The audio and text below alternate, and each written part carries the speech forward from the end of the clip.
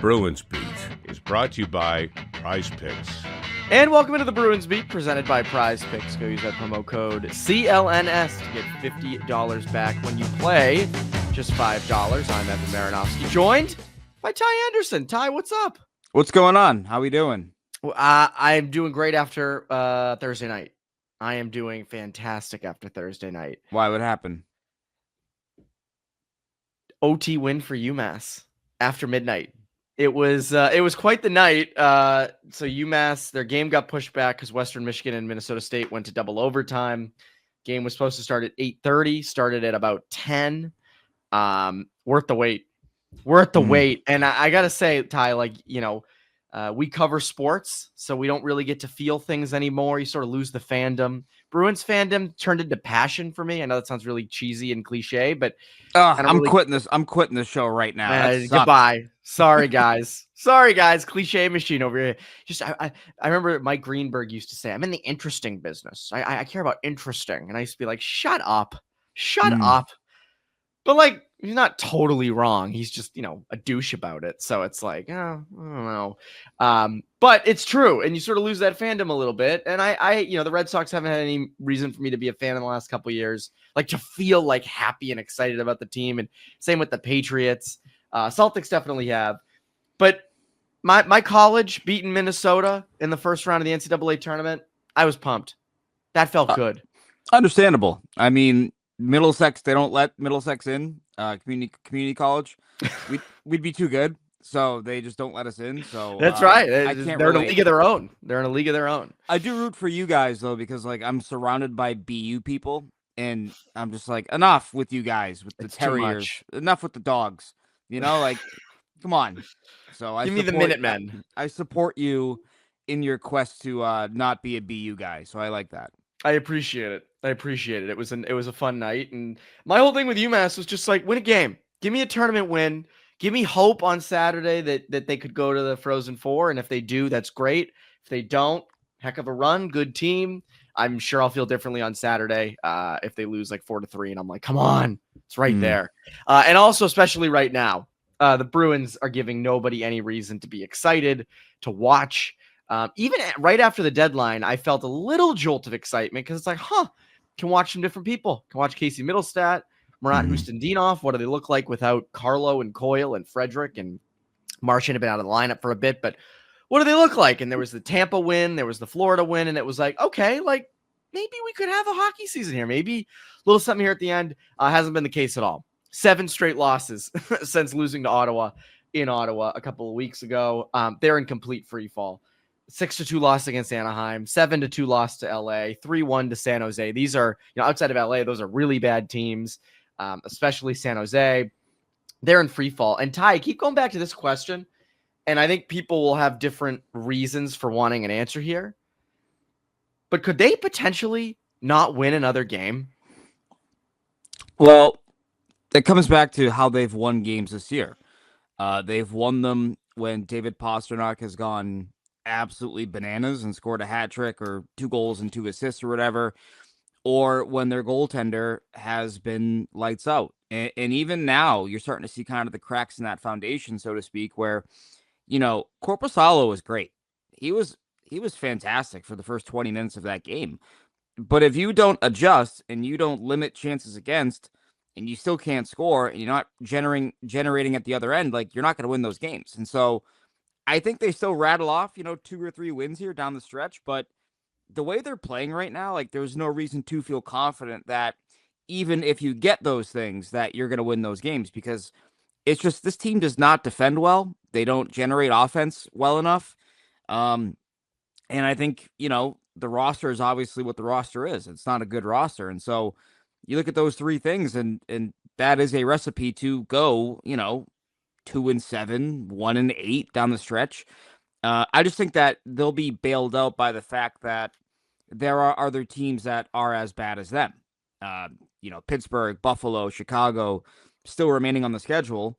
Also, you may face the Devils here in Boston to end your season, but the Devils may keep their entire team at home, if they're prepping for a playoff game. So, you got some qualifiers and some outliers here that could help you, but this team is just, they don't do anything well right now. And even the things they do well, having a good top line, a good superstar talent, and goaltending that can give you a great period, it's not enough. It's just not enough as the way they're presently built. And so I think the idea of ending the season on what would be a 16-game losing streak is pretty wild. I think that'd be the second or third longest streak in the team's history. So that's probably unlikely, but they are not in a position to win more games than they're going to lose, clearly, down the stretch here. So I think, you could look at a situation where the team has lost probably 15 of their final 18 games, like something thereabouts, I would say,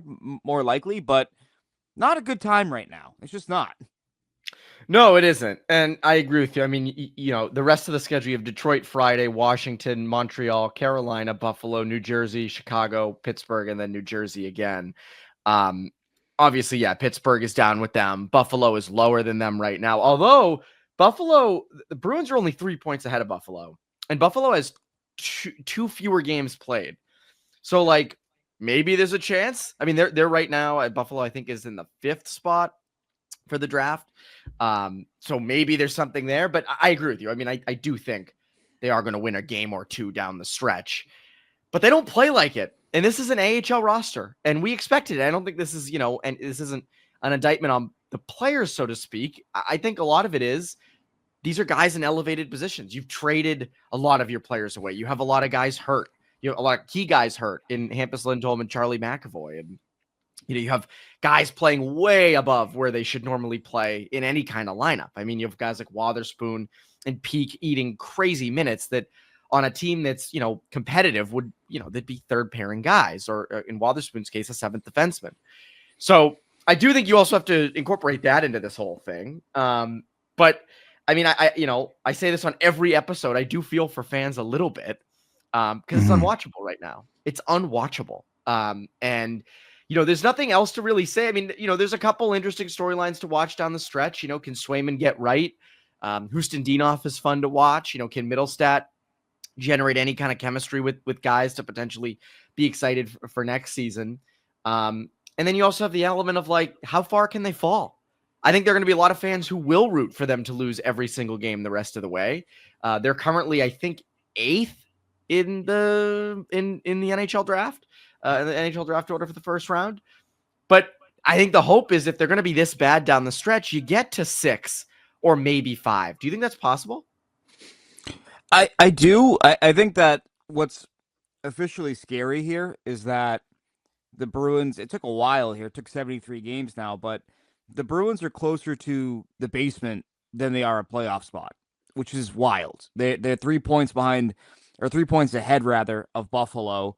And they're 6 points out of the wild card. Like that kind of happened, it took a while there, but it's finally here. And so depending on how you want to manage it, like, yeah, you could get there. You absolutely could. I don't think you're beating Carolina. I don't think you're beating Washington. So, like, you can engineer sort of a stealthy kind of tank job if you really want to.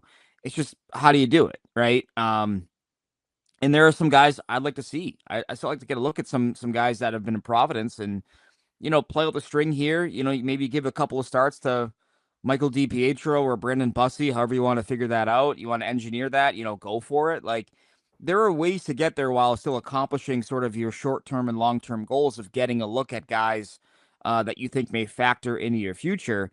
It's just, like, this is where it gets kind of interesting, I think, for a coaching staff because, like, listen, the odds are Joe Sacco is not going to be back next year. Definitely not in his current role. But could he go back to his old job? Like, you don't know, right? And same thing with guys like Jay Leach you brought over.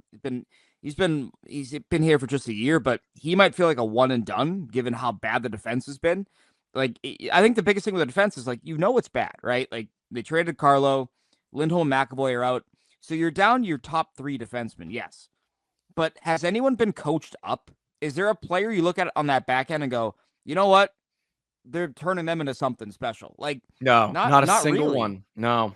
And that's sort of, that's the idea. Like, so you got some guys that are kind of coaching for their livelihoods to a certain degree. And, it's that Patriots Gerard Mayo kind of thing where it's like, okay, yeah, cool. But, like, yeah, getting you a better draft pick doesn't help me. I need a job. You know, Yeah. like there's that part of it. So it's kind of interesting here. Like I don't know how they do it. I think to your point though, like this roster is bad enough where like you don't have to engineer it all that much, but do you try to do it to a certain degree? Like that's kind of, like they can fall. They continue to fall.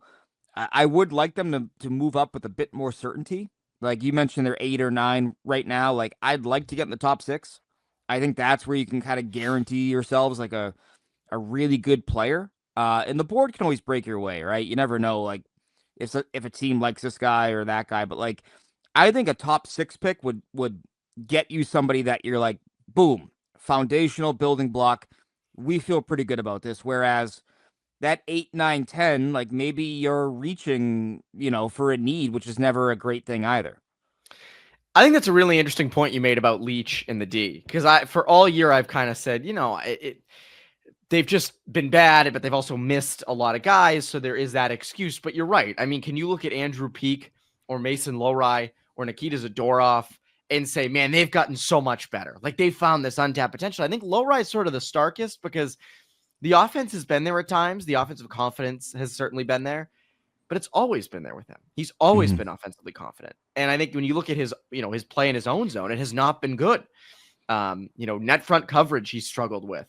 And again, we know he's big. We know he's not physical, but that's where the stick comes into play. That's where you get taught to have a good stick and stick positioning and all those different things. And plus minus is a terrible stat. We all agree. But isn't he like a minus 30?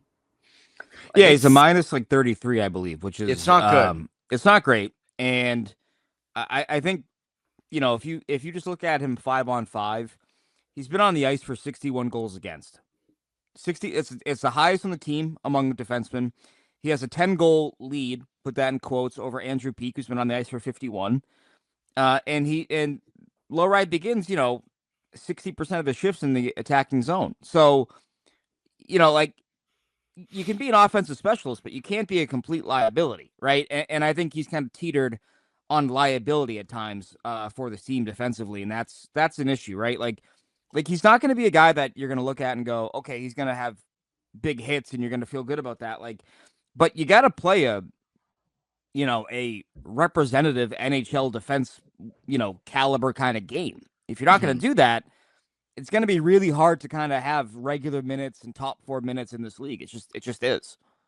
Completely. And I think that's why it's going to be tough to bring back a guy like Jay Leach. And I think when you look at sort of overhauling this coaching stuff, like you've mentioned to me, the idea of Sacco returning to his associate coach's role, as good as he was in that role, he was in it for 10 years.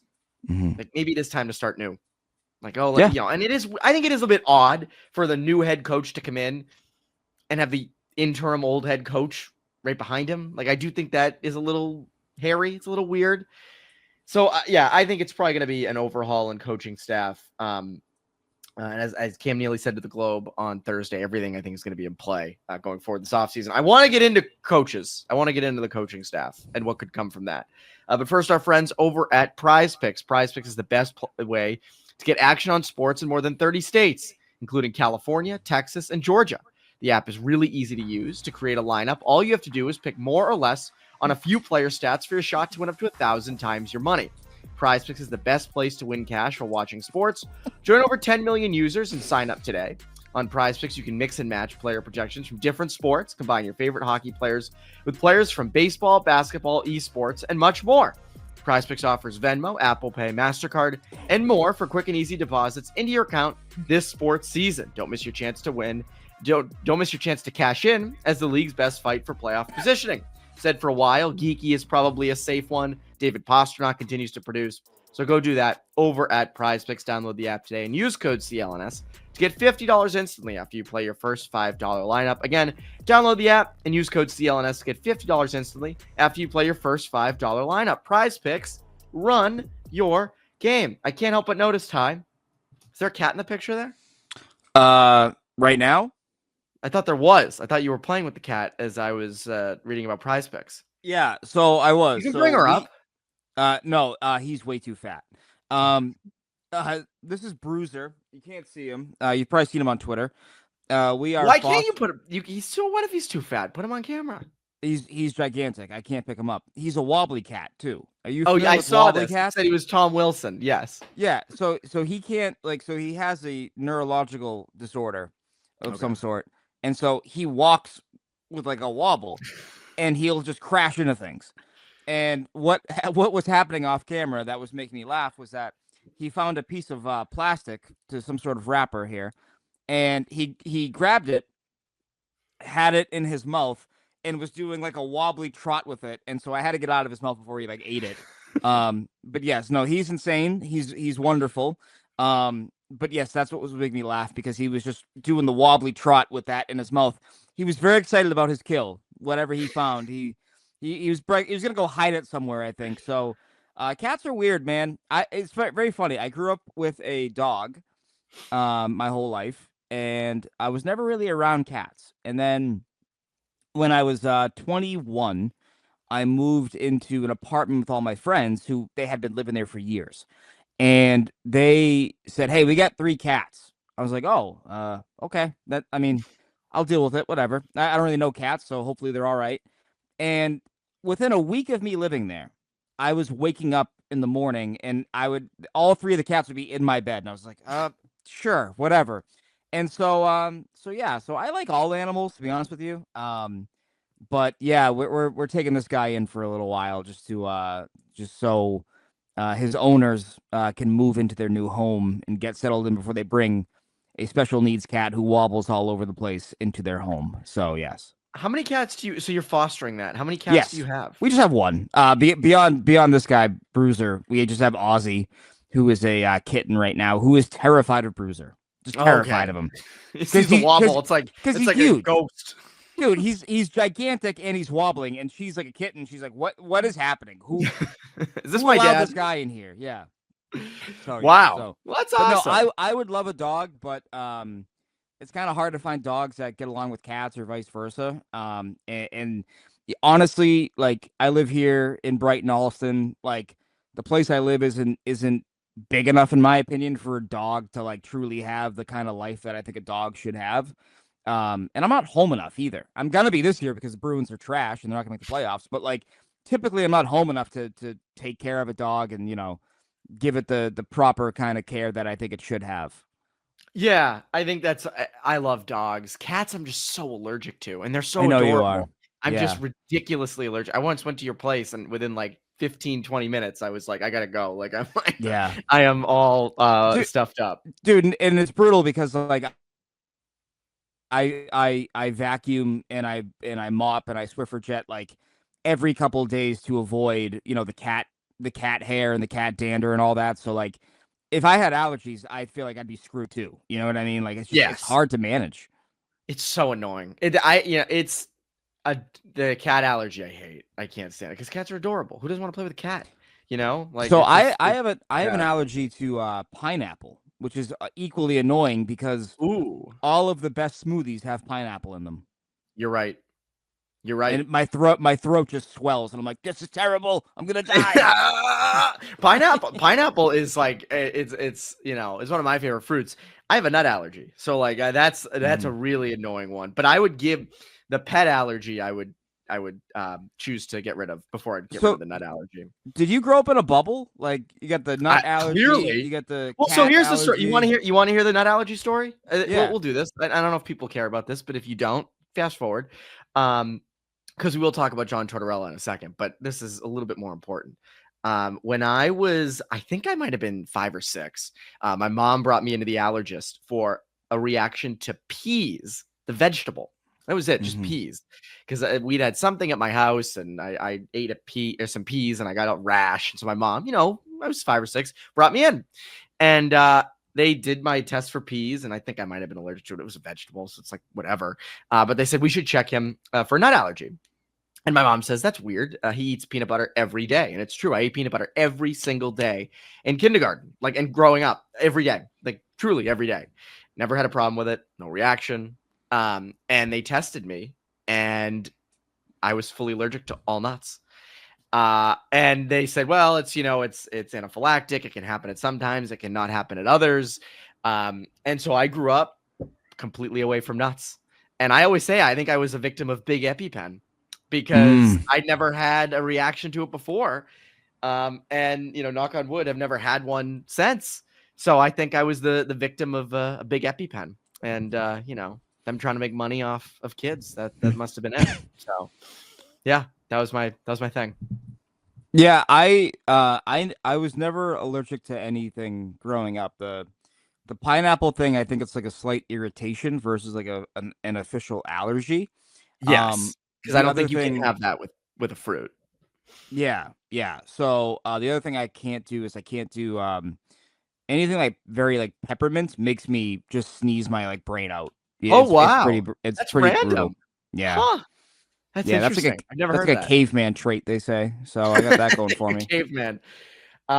Yeah, the nuts thing though is annoying, but I've lived with it forever now. I did go to the allergist a couple years ago, and everything kind of went down, and they were like, well, it wasn't as serious as we told you when you were like 6, but we had to, be strict and get you scared. And I'm like, oh, well, thanks. That's great. Thanks for letting me live in fear.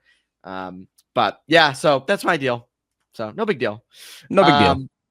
No biggie. We move on. Tortorella. Speaking of nuts, John Tortorella out in Philly. I know there were a lot of people who were like, oh, could he make sense for the Bruins? And he wouldn't be my first choice. He wouldn't be really a choice of mine at all. I do believe the Bruins could use a kick in the ass.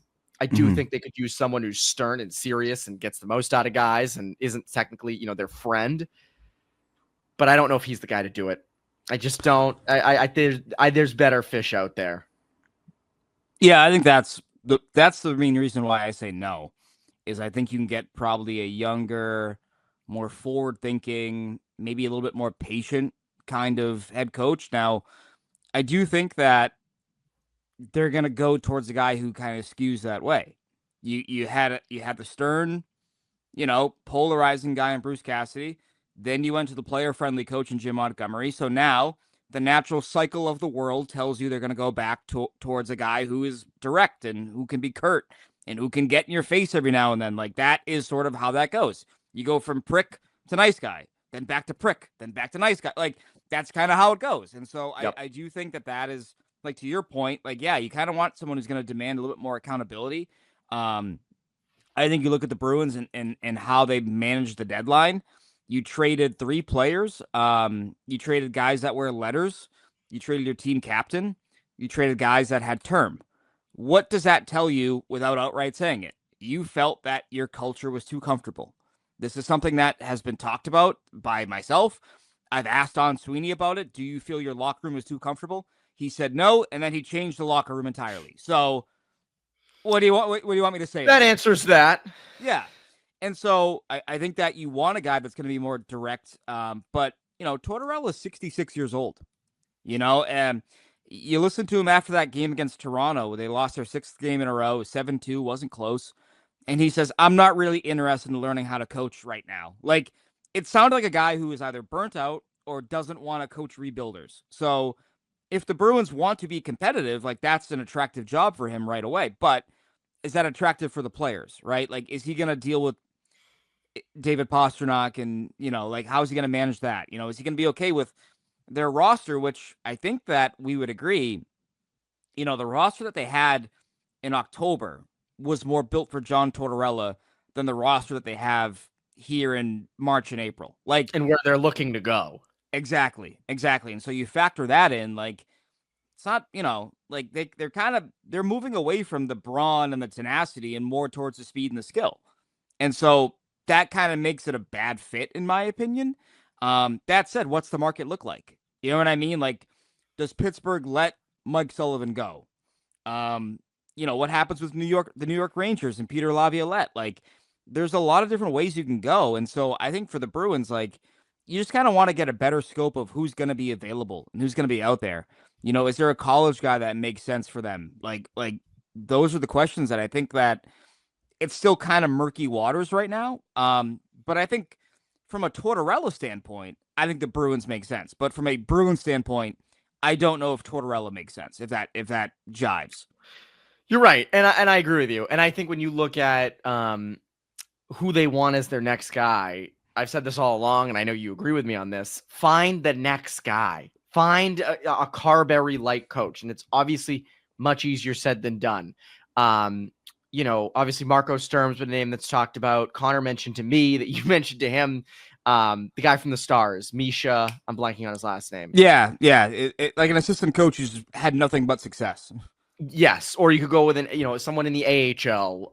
College is tough. Donskov, by the way. Misha Donskov, Donskov. Yes. College is tough. I think a lot of those guys, like your David Carls, your Nate Lehmans, your Jay Pandolfos, your Greg Carvels, they're probably not moving. It's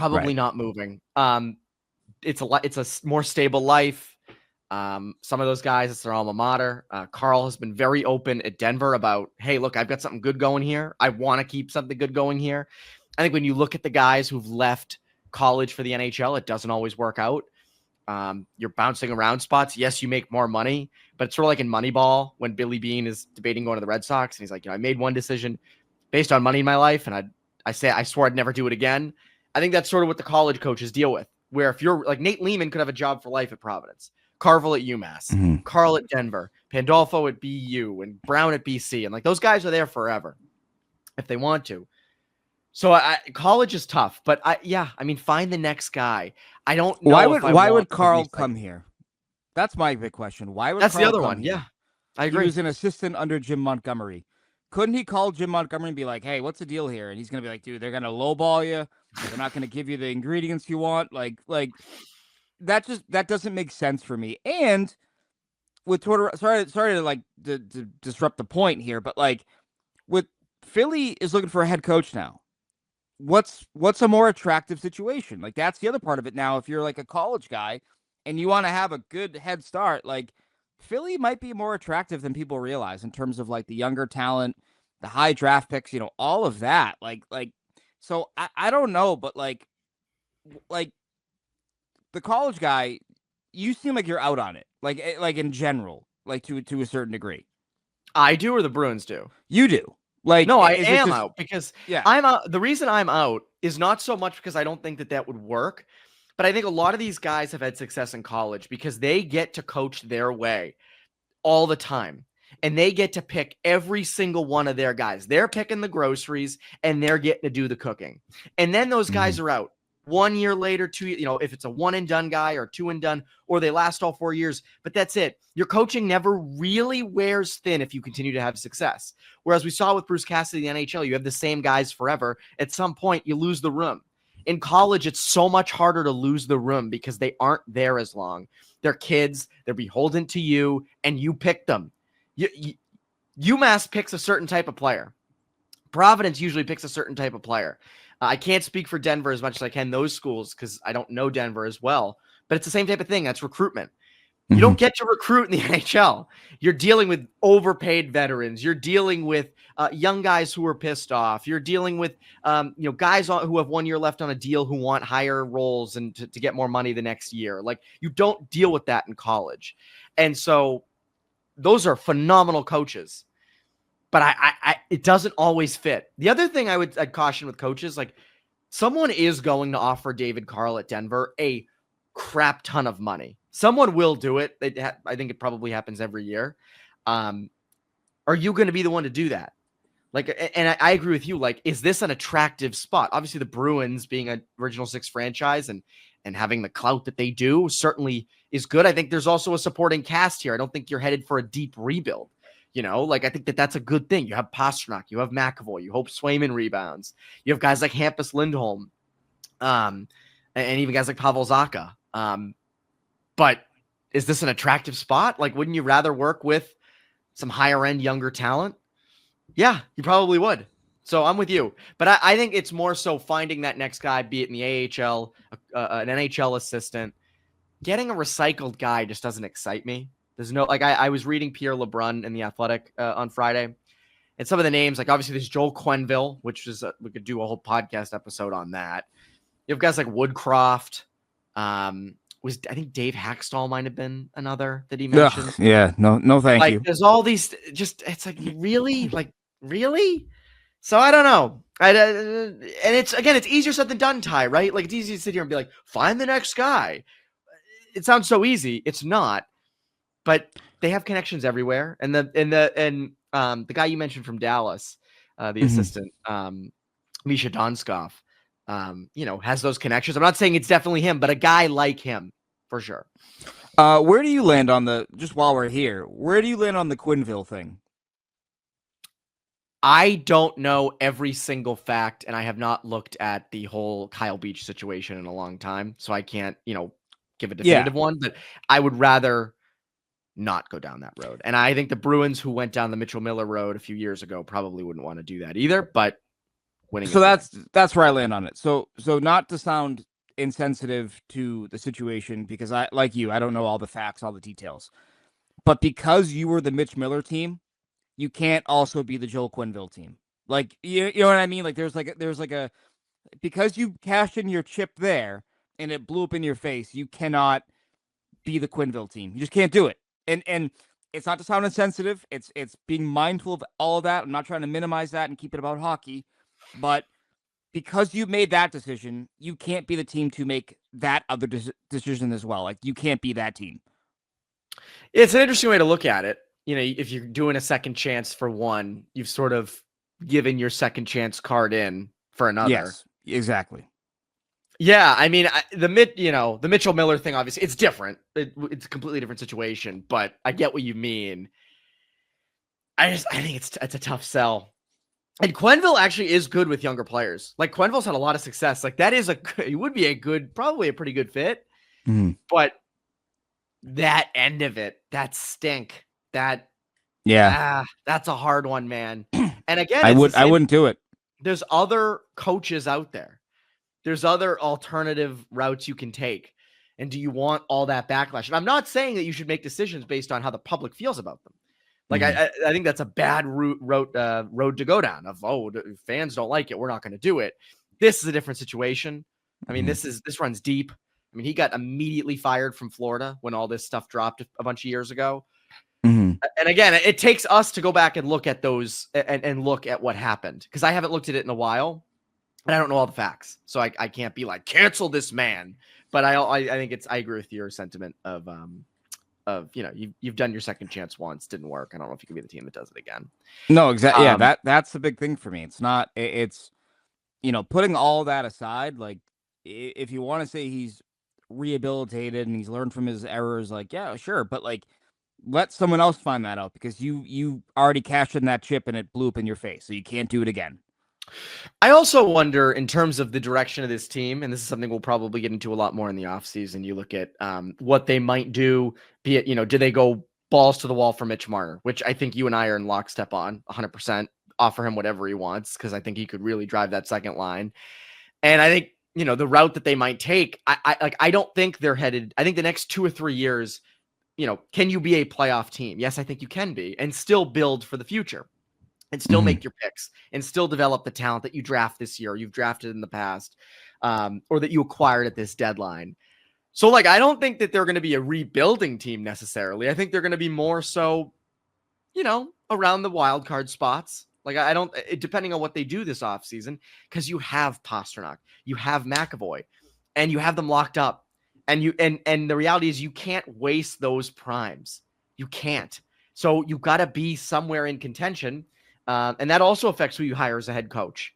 Are you going to bring someone in who's just good with young guys, or are you going to bring someone in who can kind of reach everybody? I think it's going to be the latter. Mm-hmm. So, I think that's completely correct too, because like, you have to sort of like, this is a really interesting spot for the franchise, because you can't lose your top dogs, because beyond them you don't have anybody, right? So you got to make moves that not only appease what's an agitated fan base, but also you have to make moves that your star players and your foundation are in agreement with. Like that is a challenging part of this, because if David Pastrnak comes to you in the offseason and says, I don't like the direction we're going, I want out, like, you're screwed. You're done. You don't have anyone in the pipeline that you look at and go, okay, well, he can help replace some of what Pastrnak does. Like, there's nobody. There's absolutely nobody. By the way, he's carried you now for 2 years.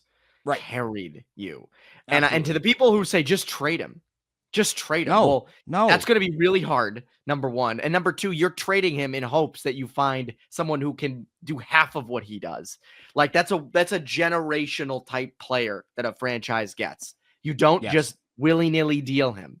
You don't. If you trade him, you're spending 15 years trying to find his replacement. That's just how I feel about it. Like, the team that really can't draft all that well and has been stuck in the mud of their identity politics and, oh, we're the big bad Bruins. It's like, okay, well, that was 50 years ago now. So no, adapt, change. Like, that's who they think they are, and that's who they're going to be. It's I just firmly believe that if you trade a player like that, who you lucked into, you will spend a decade plus looking for that replacement. Think about it. Like the Bruins were very lucky with the way the Joe Thornton trade panned out for them, right? Like, you didn't get enough, but you replaced him a year later with 2 signings, with Savard for the offensive production and Chara for the leadership. That doesn't happen in today's game. No, it doesn't. Like the close, like the Bruins' second chance at that was Lindholm and Zadorov. Hasn't really worked out, I would say. So no. when you trade superstar talent, I've used this expression on the radio before. You're kind of like trading a quarter for 2 shiny dimes. You're like, well, look at this. It's like, yeah, cool, but the quarter's worth more, man. That's a dumb way of doing business. Yeah, no, I agree, and I think you're not only are you spending 15 years looking for David Pasternak's replacement, you're spending 5 to 10 years in the gutter. Like, you're spending, you are fully rebuilding. And if there's anything, I think I will die on the hill. If there's anything this city cannot handle, it's a Bruins rebuild. Can't. And and people will always say, well, it's because it's media. You don't want to go through it because it hurts your numbers and ratings. Of course it would. Of course it would. It would hurt everything. But it also just hurts the watchability. It hurts, as for fans, it would hurt, going to the games. You don't want to go watch that team. You don't want to watch that product on the ice. Ratings would take it. Everything would hit. So, and I don't think you have to do that. I think you can make moves this offseason that can appease David Pastrnak and help your future. And I think Mitch Marner is the one guy in free agency that I would be willing to put any, dollar amount up until, a certain amount on the table for, because I think he can drive that second line. He provides, another high-end scorer. You pretty much know what you're going to get. And people are, oh, well, he's not great in the playoffs. It's like, well, you just need to contend. You just need to tread water here for 2 to 3 years. Make your picks, draft well, develop them well, and hopefully by the end of the decade and the beginning of the next one, you're back as a Stanley Cup contender. And it sounds easier said than done, but that's my view on it. Yeah, I mean, you mentioned the fans and how you can't do things based off what the fans want. I agree with you. I also do, however, think that the fan base is really sort of struggling right now from a business standpoint in terms of, give me a reason to watch the Bruins, right? Like, or renew my season tickets. Yes, you have the second highest get-in price in America behind MSG in your building. Nesson has a horrific app that is just an absolute waste of time and money that costs $30 a month. It has never been easier for fans to mentally and physically check out of the Boston Bruins. That is not good for business. It's never been easier to cut the cord. It's never been easier to avoid going to games because you have everything on your phone now. You can say, oh, I'll just watch the highlights next morning. I don't really care. The team sucks anyways. That's not good for business. And so I think the Bruins need to make a big move to address the business side of the frustration that their fan base and their fans, their diehards, are currently feeling. I think that's a real thing that I don't think can be underscored in this offseason. I completely agree. And the Nesson thing is, we could do 10 podcasts on that. I always say, like, and granted, I watch a lot more Bruins than Red Sox. So I'll watch a lot more Bruins than Red Sox. So I'll preface it with this. I don't see a ton of technical difficulties in Red Sox broadcasts. I watch a ton every night watching the Bruins. There are so many little issues or volume issues, or, the freaking rink looks gray. Like, the ice looks, disgusting. Or the audio's off, or this ad, like Judd will be like, all right, well, goes right to an ad. Like, it's just, it's just low rent. Like, I'm sorry, it is. And you're not wrong. And look, that's not necessarily on the people who work on the broadcast. No, of course not. No. It's not. That goes way up the chain, up the chain. So I'm not blaming the people who work on the broadcast. They're fine people and they work hard. Goes up further than them. But yeah, that's that. And we'll end on that. Why not? Ty, what can people look forward to from you? Tomorrow, Saturday morning, we have the hockey show on 98.5 The Sports Hub. You can listen to that live or listen to it on the podcast. Typically, I tweet out the hours after the show is done. Then we'll just have coverage, Bruins, Red Wings, really getting into the nitty-gritty here in terms of the end of the season and what do you want to see from this team over the final, 9 games of the season. Hopefully, it's not horrible. It probably will be. But a guy I'm looking at, like, can Swayman get his game together before the end of the season? It's going to be meaningless in the grand scheme of things, but if he can have a couple of games here where, it's a 31 of 33, I don't even care if they lose the game, but if he just looks like he did against the Panthers, where he really battled it out, he was grinding, he looked good. Give us a couple more of those games, and you feel a little bit better about the goaltender. I think moving forward, I still think it's too early to panic on him. We're trying to judge him behind the worst defensive team, as we've talked about, I think probably in 20 years of Bruins hockey. So it makes it hard to judge him, but you want to feel a little bit good, a little bit better about some guys entering the offseason so that they're not a complete question mark that may lead to secondary moves that, could be very short-sighted in the grand scheme of things for the Bruins. I agree. I didn't really touch on Swayman today solely because I think we've done that a lot. It's a very obnoxious topic to talk about because it's just like no one is saying anything new. You know what I mean? There's nothing new to go off of. Correct. No, and that's been the problem with like the hockey show, like on the radio. It's like every week is Groundhog Day, where it's like, yeah, they won a game and they got their faces kicked in the next night, so it doesn't really matter. It's been a whole season of that, and that's been hard. It's been hard to cover. It's been hard to talk about, and so. Yeah, the Swayman stuff's been exhausting for that reason because it's like, listen, he's not having a good year, but who is? It's Pastrnak, it's Geeky, it's Cole Koepke, and that's probably it. That's the only guys that are having good years in this team right now. Are those 3 players? Very few. It's so few, and it was so few at the beginning of the year too. And that's why you said earlier in the show I thought was interesting. It's crazy that it took until now for them to really fall out of it. They were in it all year. But they were playing horrendously. But the Eastern Conference is so mid. But We'll end it there. We'll pick it up at another time. But Ty, thank you as always. And that's Bruins Beat. I'm Evan Marinofsky, Bruins Beat listeners. Have a great rest of your week. Bruins Beat is brought to you by Prizepicks.